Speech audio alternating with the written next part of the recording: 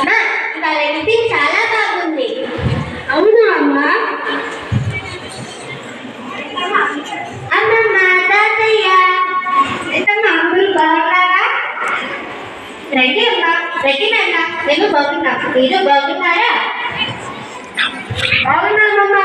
కానీ దగ్గర కట్టుకొని రండి, టిఫిన్ తింటారు. సరేనమ్మా.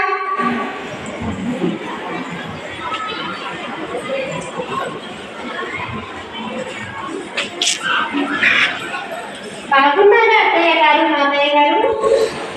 బాగున్నా పల్లెటి గారు, మీరు ఎలా ఉన్నారు? నేను కూడా బాగున్నాం. రండి రండి, టిఫిన్ చేయకూడదు.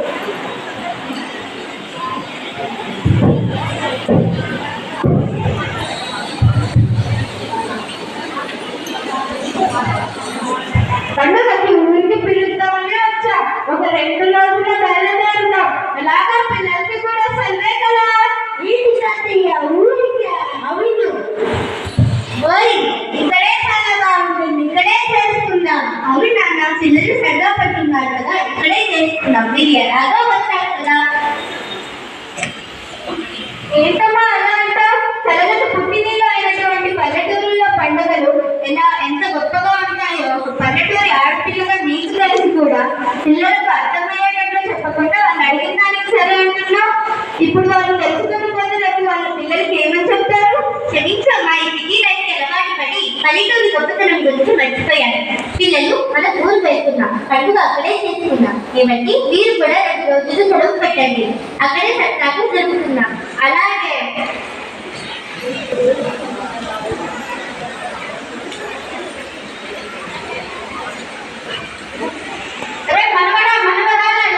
భోగి మంట వేయాలి. ఏంటి తాతయ్య పడుకోనున్నావు? అసలు భోగి మంటలు అంటే ఏమిటి? అలా అనకూడదు నాన్న, అలా చెబుతాను. సూర్య భగవానుడు ధనస్సు రాశి నుంచి మకర రాశిలోకి ప్రవేశించడాన్నే సంక్రమం అని అంటారు. దీనినే మనం సంక్రాంతిగా చేసుకుంటాం. సంక్రాంతిని మనం 3 రోజులు జరుపుకుంటాం. దానిలో మొదటి రోజు భోగి. భోగి మంటలతోనే పండుగ హడావిడి మొదలవుతుంది. ఇంకొక రకంగా చెప్పాలంటే మనలో ఉన్నటువంటి చెడు, కోపం, ద్వేషం, అహంకారం మొత్తం అగ్నిలో కాలిపోయి దాని నుంచి వచ్చిన వెలుగుతో మనం భోగ భాగ్యంగా వర్తిల్లాలని లక్ష్మీ పూజ కూడా చేసుకుంటాం. భోగి మంటలకి ఇంత అర్థం ఉందా? అవును. మరి సంక్రాంతి అంటే ఏంటి తాతయ్య? నేను చెబుతాను మనవరాలా. 2వ రోజు సంక్రాంతి. ఆ రోజు ఉదయాన్నే లేచి తయారయ్యి ఇంటి ముంగిటని రంగురంగుల ముద్దలతో అలంకరించి దాని మధ్యలో గొప్పమ్మలు పెట్టి ఆడవారందరూ గొప్పి పాటలు పాడుకుంటూ ముగ్గు చుట్టూ తిరుగుతారు.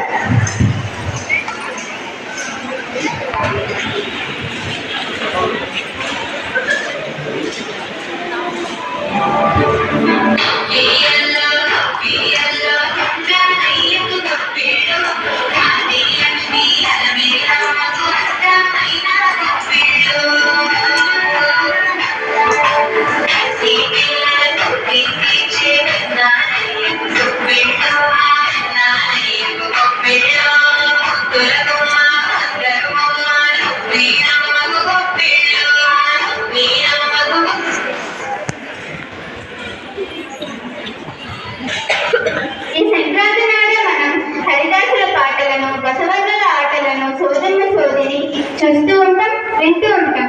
అంతేకాదు రైతులకు ఎంతో ఇష్టమైన పండుగ సంక్రాంతి. ఎందుకంటే వాళ్ళ మొదటి పంట చేతికి అందుతుంది కాబట్టి వారు సంతోషంగా పొంగలు వండి అమ్మవారికి నైవేద్యంగా పెడతారు.